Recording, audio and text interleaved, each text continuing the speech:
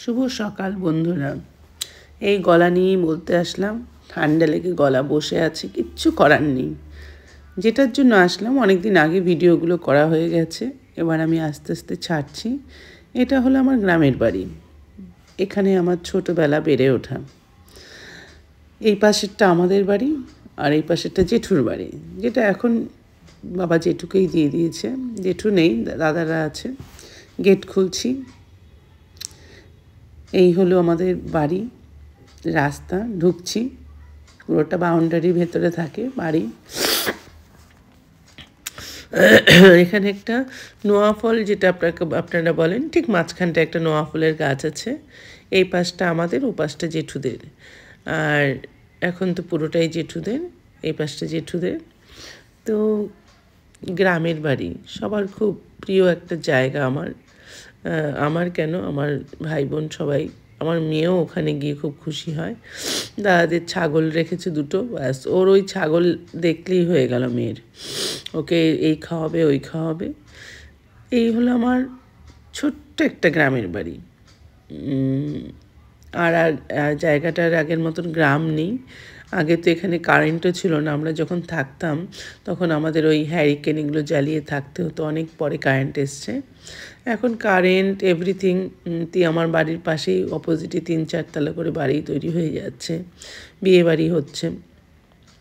এই যে আরেকজন, তাকেও খাওয়াবে। এগুলো আমার দাদার শখ, পোষার শখ। তো পুষে রেখেছে দুটো, ভালোই লাগে।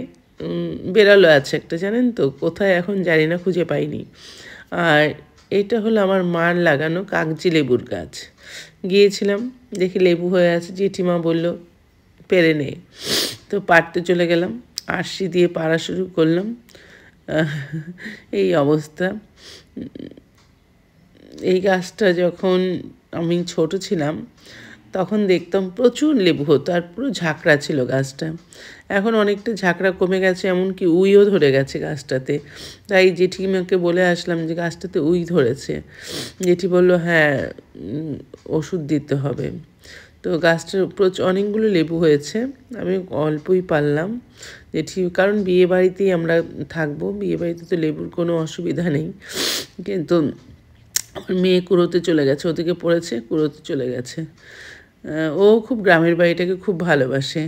মানে ও কুচবিহার যাওয়া মানেই আমাদের গ্রামের বাড়িতে যেতে হবে, মা একবার নিয়ে চলো।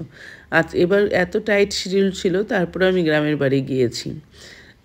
ওই যে লেবু দেখুন, কাগজি লেবু।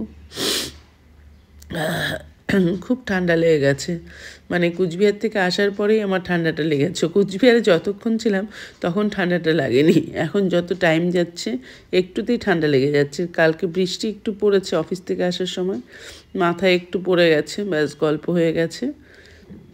তো ওই গলাতেই আপনাদেরকে ভিডিও শ্যুট করলাম, কিছু মনে করবেন না। এটা আমার সত্যি খুব আমার একটা প্রিয় জায়গা কুচবিহার, এবং কুচবিহারের গ্রামের বাড়ি আমার আরেকটা প্রিয় জায়গা। কারণ কি আমরা ছোটোবেলাটা বেশিরভাগ গ্রামের বাড়িতেই কাটিয়েছি, তাই এত ভালো লাগে, হয়তো খুব ভালো লাগে আমার। ধন্যবাদ।